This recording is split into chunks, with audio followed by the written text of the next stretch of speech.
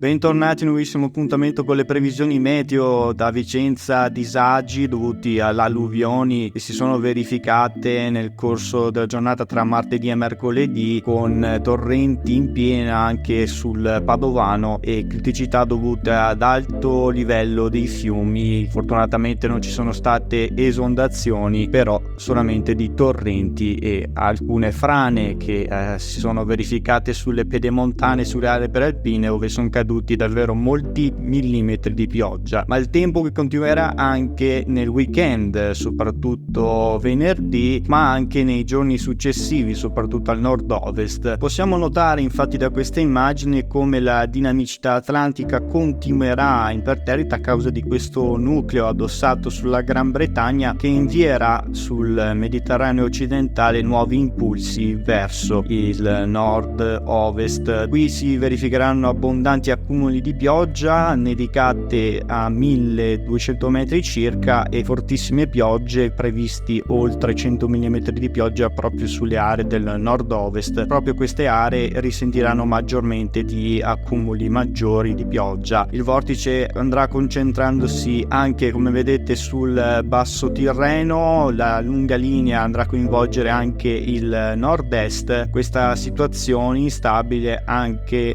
andrà a coinvolgere la Sardegna, seppur in modo sparso, e questo minimo poi, come vedete, nella giornata di lunedì si concentrerà in modo molto diffuso anche sulle regioni ioniche, sul centro-sud e soprattutto, come vedete, sulle prealpi, le pedemontane, il Triveneto e sull'Alta Val Padana. Queste piogge andranno poi distribuendosi verso sud. Il minimo viaggerà nel pomeriggio di lunedì e in serata verso sud e andrà situandosi proprio verso la Grecia, sulle regioni balcaniche. Di conseguenza il tempo tornerà temporaneamente stabile nella giornata di martedì, seppur con possibili rovesci pomeridiani a partire dal nord-ovest ma anche sulle prealpi. In questo caso avremo la formazione di una nuova perturbazione dalla serata di martedì, che andrà portando nuove piogge e accumuli sempre consistenti sul nord-ovest della nostra penisola, e alcuni rovesci coinvolgeranno anche le prealpi, con quota neve sempre attorno ai 1200-1400 metri, se non più in basso sulle Dolomiti. Questo minimo continuerà ad agire fino alla giornata di mercoledì, inviando sempre forti piogge sul comparto occidentale del Veneto, sulla medio-alta Val Padana. Andrà poco a coinvolgere l'Emilia Romagna. Questo minimo poi porterà dei temporali anche intensi lungo la fascia adriatica proprio tra il pomeriggio e la serata di mercoledì, e andrà poi